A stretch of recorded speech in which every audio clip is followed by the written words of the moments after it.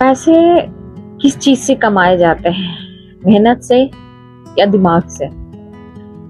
इसी जद्दोजहद की कहानी आज मैं आपको बताना चाहती हूँ कि मेहनत से कमाए जाते हैं या दिमाग से। अगर लोग मेहनत से कमाते तो लोग मजदूर तो इतना मजदूरी करता है, वो दिन में अपने पीठ पे बोझा उठाता है, वो सबसे ज्यादा 12 घंटा का मेहनत करता है, वो बोझा उठाता है, मजदूरी करता है, लकड़ी काटता है, उसके बाद भी वो रात को भूखे पेट क्यों सोता है? अगर मेहनत से अगर इतना पैसा कमाया जा सकता तो फिर मेहनत से ही पैसा कमाया जाता।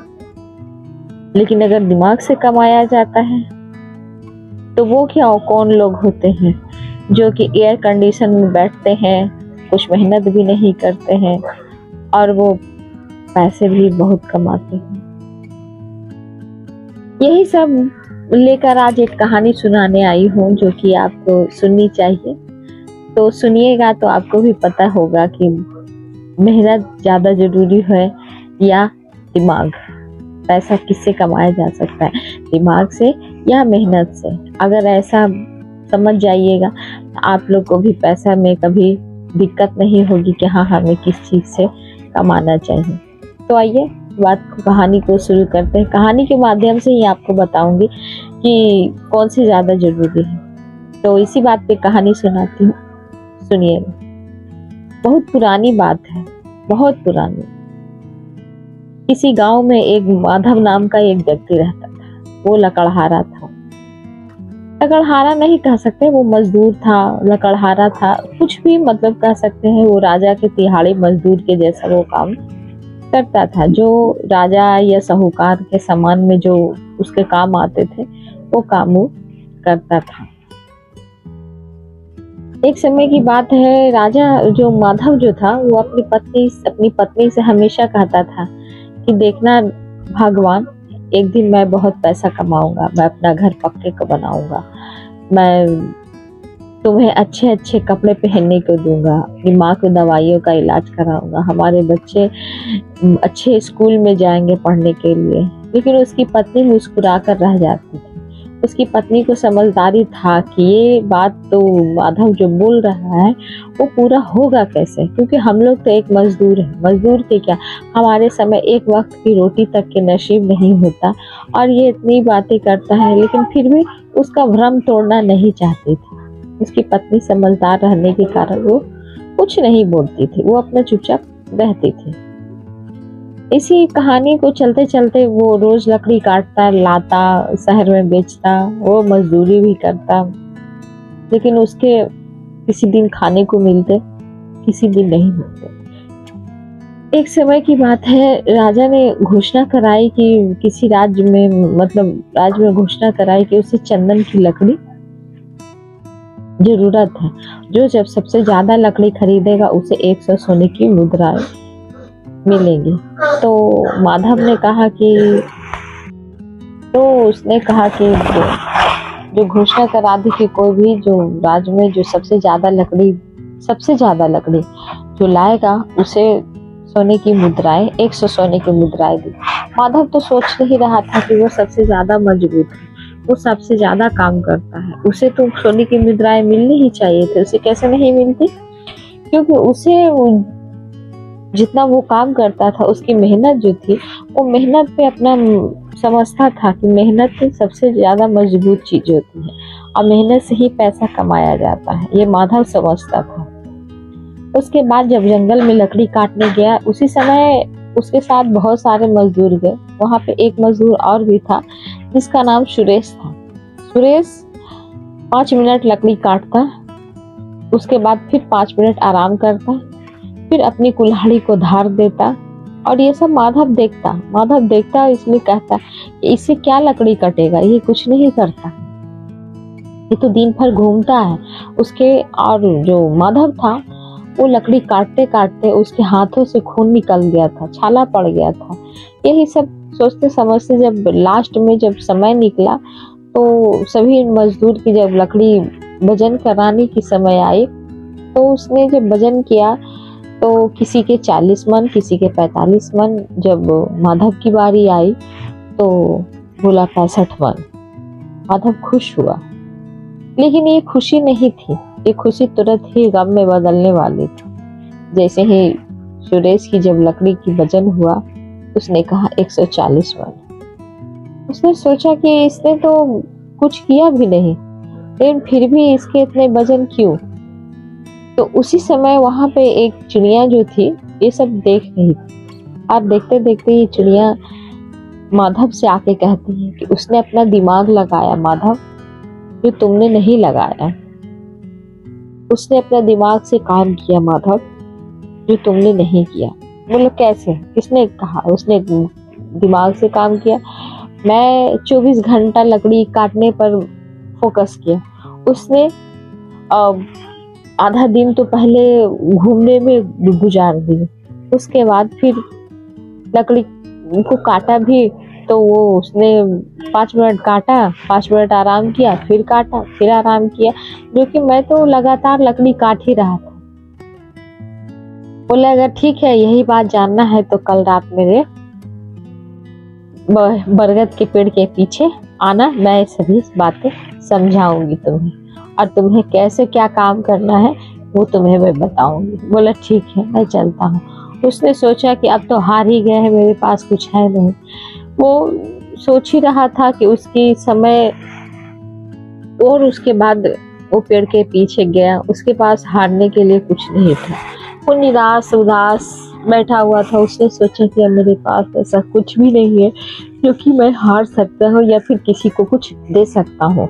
उसी समय वहां से एक चिड़िया आई और चिड़िया ने कहा कि देखो माधव, तुमने जो किया वो तुमने अपना मेहनत किया, लेकिन सुरेश ने जो किया वो अपना दिमाग लगाया।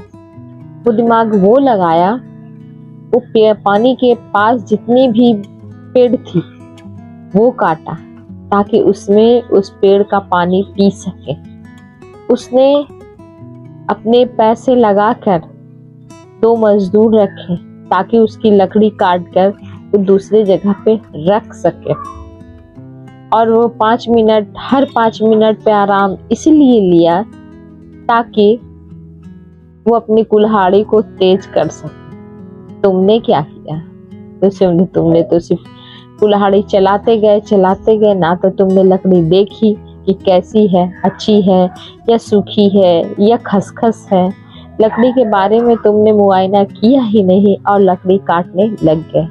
वैसे नहीं काटा जाता, इसलिए सुरेश ने तुमसे ज्यादा जीता। ये बात सुरेश के दिमाग में घर कर गई। उसने कहा कि उस चिड़िया को कि अब मैं तुम्हें अपना गुरु बनाना चाहता हूँ। अब गुरु बनाने के बाद मैं, तुम जो कहोगे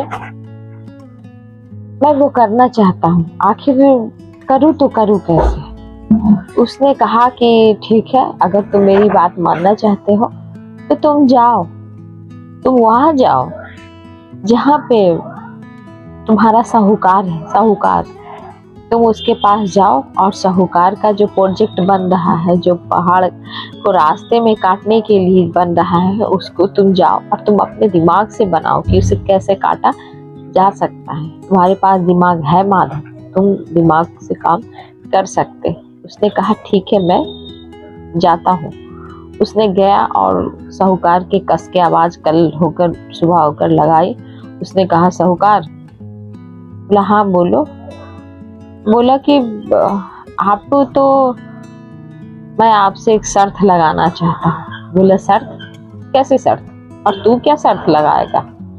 बोला कि मैं आपका ये जो रास्ते का काम है मैं आपका 15 दिन में पूरा कर दूंगा। बोले तुम पूरा कर दोगे 15 दिन में? तुम्हारी औकात ही क्या है जो तुम 15 दिन में पूरा कर? फिर कहा कि मैं 15 दिन में पूरा कर दूंगा, लेकिन इसके लिए मेरी भी एक शर्त है। बोले शर्त? हाँ बोलो। आप 6 महीने तक सारे मजदूर का कर को माफ कर देना होगा। बोले ठीक है, लेकिन 15 दिन नहीं। साहूकार भी तेज था। उसने कहा 15 दिन नहीं, सिर्फ 10 दिन। अगर 10 दिन में तुमने नहीं किया तो मैं तुम्हारे कर का दुगना वसूली लूंगा। बोले ठीक है। सभी गांव वाले परेशान हो गए और माधव को भला बुरा कहने लगे कि माधव तुम ये क्या कर रहे हो, मेरी जान को जोखिम में डालकर तुम मुझे परेशान कर रहे हो, तो मैं मर जाऊंगा, वैसे मत करो मेरे साथ। जो 15 दिन 10 दिन में ये काम कैसे पूरा होगा। उसने कहा कि आप भरोसा रखिए, मैं आपके साथ हूँ और मैं काम आपका पूरा कर दूंगा। बोले ठीक है।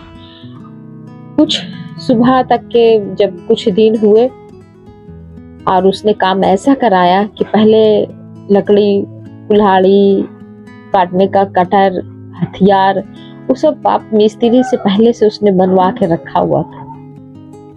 मजदूर और अपने घर की औरतों को भी उसने शामिल कर लिया, क्योंकि 50 की जगह 100 मजदूर हो गए, क्योंकि उसने अपनी पत्नी लोग को भी शामिल कर लिया था। शामिल करने के बाद उसने मट्टी को भिगाने की जगह, उठाने की जगह मट्टी को भिगाना समझा ताकि वो मट्टी बैठ जाए, और उसने पत्थर को हटाने की जगह नीचे नीचे से उठाने की, उसकी जड़ को तोड़ने की कोशिश की।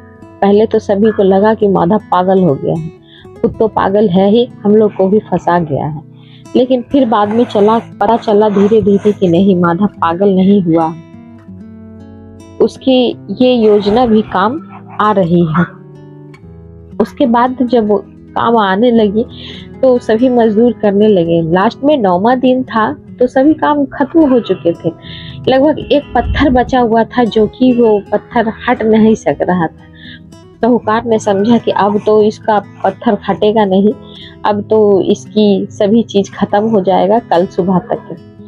लेकिन सभी लोग कहा कि पत्थर जब नहीं हट रहा है तो इसको क्या किया जाए। लेकिन माधव ने देखा था कि उस पत्थर में दरार आ चुकी है, और वो पत्थर को कहा किसी को कुछ करने की जरूरत ही नहीं, सिर्फ ये इस पत्थर को तुम लोग चंदन की लकड़ी इसमें एक ठूस कर उस पे सभी लोग लटक जाओ, और वो जो पत्थर है वो दूसरी ओर खिसक जाएगा। लोगों ने भी वही काम किया, क्योंकि इसकी जड़ें हिला दी। किसी चीज की भी अगर जड़ आप हिला दीजिएगा तो बड़े से बड़े पहाड़ और बड़े से बड़े पत्थर भी कमजोर पड़ जाते हैं। अब हमने वही काम करना शुरू किया, पत्थर को काटने की बजाय पत्थर को हटाना शुरू किया, उसकी जड़ें हिलाया और वो पत्थर हट गया। जस के तस जब सुबह हुई, उसने देखा कि सारे लोग आए, उसने देखा कि काम सभी तरीके से तैयार हो चुके थे। साहूकार को गुस्सा भी आया, लेकिन उसने कागजी काम के हिसाब से जो काम किया था उसे 100 सोने की मुद्राएं उसे मिल गई, और वो सभी लोग खुशी खुशी माधव भैया करते हुए घर चल गए। माधव अभी भी सोच रहा था कि अभी तो सिर्फ 6 महीने के बाद क्या करेंगे।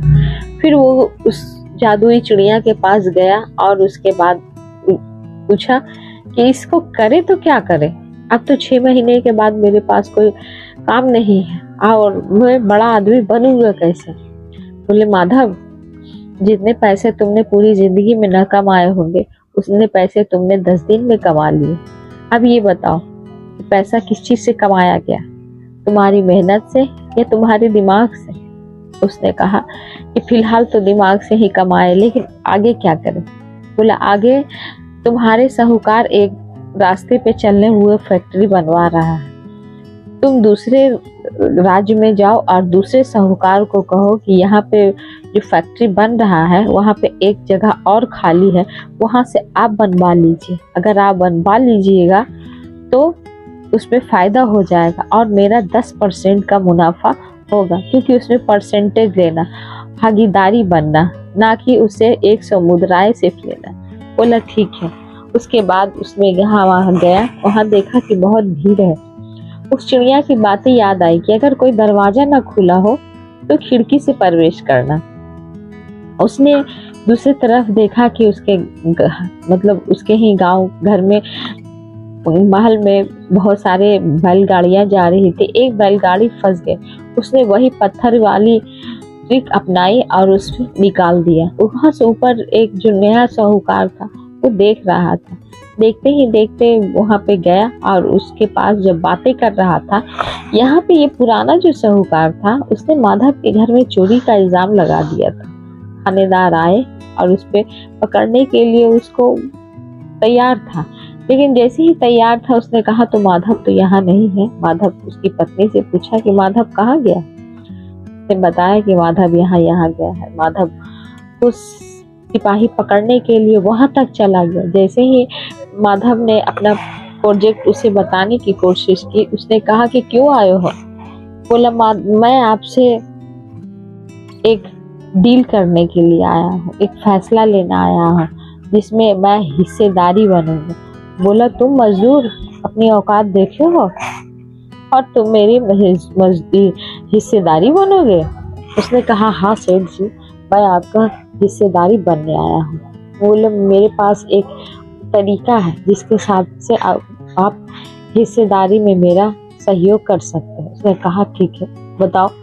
उसने अपनी जेब से एक कागज निकाल ली जिसपे वो कच्चा नक्शा बनाया हुआ था। उसने कहा कि देखिए यहाँ पे मेरे गांव का साहूकार जो है वो ये बना रहा है और आप अगर चाहे उसके बगल में तो आप वहाँ पे बना सकते हैं।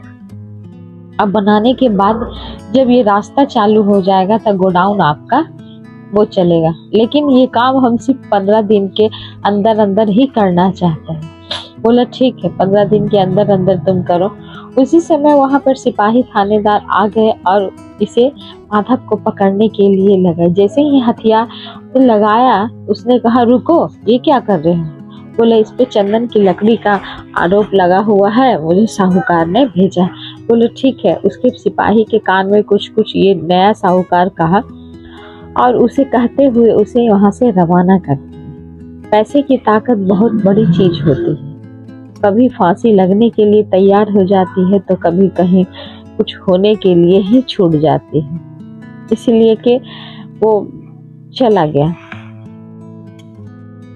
उसके बाद वो वहां से जाने के बाद काम का प्रोसेस स्टार्ट हुआ, मतलब प्रोसेस स्टार्ट हुआ। जब जैसे ही काम का प्रोसेस स्टार्ट हुआ तो उसने देखा कि जो पुराना साहूकार है उसे तो पहले बहुत गुस्सा आ ही रहा था। उसने क्या किया कि रास्ते को बंद करा दिया, क्योंकि सीमेंट बालू जाएगा ही नहीं। जब सीमेंट बालू जाता ही नहीं तो उसे किया क्या जाता।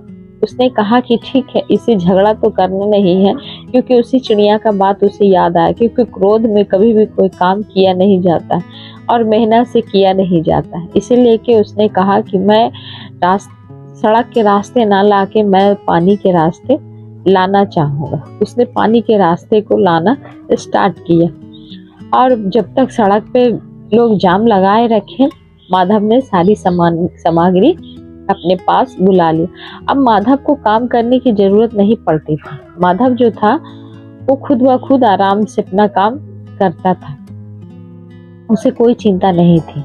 उसके पास जैसे ही बना और उसने कहा कि हाँ तुमने जो ठीक कहा था माधव, कि तुम्हारा ये 10% का हिस्सा ले लो और तुम मुझे आज से पार्टनरशिपिंग में काम करना। उसने 1000 सोने की मुद्राएं ली और उसे घर लेकर चला गया। माधव उस दिन बहुत खुश था कि वो जो सपना देखा था वो धीरे धीरे उसका पूरा होते दिख रहा था। सपना पूरा होते दिख रहा था क्योंकि उसने कच्चे से पक्के मकान बनवाए, अपनी माँ की अच्छे से अच्छा इलाज कराया, अपनी पत्नी को साड़ी कपड़े गहने बहुत सारे चीज दिए, गांव वालों को भी साथ साथ भोज करवाए। वो बहुत खुश था। लेकिन कहते हैं ना कि घमंड, नई दौलत और नई घमंड तुरंत आ जाती है। माधव को घमंड हो गया था अपने दिमाग पे कि अब मैं बहुत दिमाग का वाला लोग हो गया हूँ, अब मेरे पास दिमाग है और मैं दिमाग से ही सारा काम करता हूँ। क्योंकि दिमाग में अब मेरा चिड़िया के पास, उस पंछी के पास जाने की मुझे जरूरत ही नहीं, जिसके लिए उसको सीखना पड़ेगा। उसी समय वहां से एक दूसरे राज्य से एक छलिया राजा आया और उसने कहा कि महाराज आप मेरे साथ पैसे लगाइए ताकि मैं आपको महाराजा बना दूं। मैं आपको हीरे की 15 दिन में डबल करके दूंगा। उसने बिना सोचे बिना समझे उसमें सारे पैसे अपने लगा दिए और उसे लगा कि उसे सोने हीरे के मोती मिल गए, लेकिन हीरे के मोती के जगह उसे कांच के मोती दे गए थे। वो चिड़िया जिस समय वो जा रहा था उसने कहा, माधव तुम बहुत गलत कर रहे हो। उसने कहा, तुम तो हमेशा मुझे झूठी बोलती हो, कभी कभी कुछ तो बढ़िया कहो। मैं अब दिमाग का समझदार हो गया हूँ, अब मैं पैसे लगाऊंगा, मुझे दिक्कत नहीं होगी। लेकिन फिर भी माधव नहीं सुना और वो पैसे लगा दिया। कुछ दिन बाद उसके पैसे डूब गए, वो इधर उधर भटकने लगा। अब उसके पास पहले से भी वो ज्यादा गरीब हो चुका था, क्योंकि उसके पास बहुत सारे काम करने के लिए पेंडिंग बाकी थे, और वो मजदूर जो घर बनवा रहा था उसके लिए लोगों की भीड़ जमने लगी। वो हताश निराश होते हुए फिर वो पक्षी के पास गया और उसने कहा कि तुम पक्षी, मुझे माफ कर दो, मुझे नहीं पता था कि पैसे का मोह ऐसा होता है जिसे लोग भूल जाते हैं। लेके मुझे फिर से रास्ता दिखाओ, अब मैं नहीं भटकूंगा। बोला, ठीक है, कोई बात नहीं, तुम्हें रोना आता है, तुम रो लो, क्योंकि पश्चाताप भी बहुत बड़ी चीज होती है। इसी के बाद तुम्हें पता चलेगा कि हाँ, पैसे अगर आए तो उसे कैसे रखा जाता है। उसके बाद उसी कुछ दिन बाद एक राजा की घोषणा हुई कि राजा बहुत बीमार है, जो 7 समुंदर पार से नील कमल का फूल लेकर आएगा उसी को मंत्री घोषित कर दिया जाएगा। माधव ने उस चिड़िया से कहा कि मैं जाना चाहता हूँ। चिड़िया ने कहा, ठीक है, तुम जाओ, क्यों नहीं, बिल्कुल तुम जाओ, लेकिन वहां पे बहुत ही जान का खतरा है, क्या ये तुम खतरा पार कर सकोगे? उसने कहा, हाँ, मैं करना चाहता हूँ। उसने बहुत सारे परेशानियों से हल करते हुए उसने वो फूल लेकर आया। जैसे ही फूल लेकर आया तो वहां पे वो पिंजड़ा पे वो पक्षी वहां पे पिंजड़े में जो माधव से हमेशा बातें करता था, वो पक्षी पिंजड़े में था। वो पिंजड़े में था। माधव से कहा, माधव तुम मुझे बचा लो, या तो मुझे बचा लो या तो इसे देकर तुम खुद मंत्री बन जाओ, तुम्हें बेतहाशा पैसे मिले। उसने पूछा कि तुम इस पिंजड़े में क्यों? उसने कहा, कुछ शिकारियों ने मुझे इस पिंजड़े में बंद कर दिया है। उसने कहा कि मैं तुम्हें खोल देता हूँ, लेकिन कहा नहीं, जैसे ही तुम खोलोगे तो जो तुम्हारे हाथ में है वो फूल मुरझा जाएगा और तुम फिर मंत्री नहीं बन पाओगे, तुम सदा के लिए गरीब हो जाओगे। तुम्हें मंत्री बनना है, मेरा क्या है, मैं तो ऐसा ही हूँ। माधव के दिमाग में कुछ देर समय यही बात गूंजी, यहाँ ये तो पक्षी है, इसका क्या है, आज नहीं तो कल मर ही जाएगा। लेकिन फिर उसके दिमाग में जो आदमीयता थी वो जागी। उसने कहा कि राजा या मंत्री बनना तो कोई बड़ी बात नहीं है, लेकिन इंसानियत सबसे पहली चीज होती है। उसने तय किया कि मैं तुम्हें बचाऊंगा। चिड़िया ने कहा, तुम अगर मुझे बचाओगे तो ये फूल है जो मुरझा जाएगा, तुम कभी मंत्री नहीं बन पाओगे, तुम सोच लो। उसने कहा कि मैंने सोच लिया, और यही सोचते हुए उसने चिड़िया को खोल दिया। उसने कहा, दोस्त, मेरी गरीबी में तुमने मेरा साथ दिया है, अगर तुम मेरे साथ रहोगे तो मैं वैसे भी पैसे कमा लूंगा, वैसे भी बड़ा आदमी बन जाऊंगा, और मंत्री बन के जब मैं रह के भी क्या करूंगा जब तुम्हारे जैसा सच्चा दोस्त को गवा दूं। इसलिए उसने कहा कि मैं तुम्हें बचाना चाहता हूँ। वैसे ही जिसने खोला उसे हाथ का फूल मुरझा गया, और फूल मुरझाने के बाद उसके थोड़ी देर बाद तालियों की गड़गड़ाहट सुनाई पड़ी। माधव को लगा कि फिर कोई लोग उसकी यहाँ पर आके उसे जान खतरा का महसूस हुआ। उसने तरकस से तीर निकाली और मारने का शुरुआत किया। उसने देखा कि एक बूढ़ा व्यक्ति वहाँ पे खड़ा है, जो कि उसने देखा तो उसको दिखा कि नहीं, ये बूढ़ा व्यक्ति नहीं, वो राजा है। उसने योजना बनाई थी कि और वो जो पक्षी था वो पक्षी किसी और का नहीं, वो राजा का पक्षी था।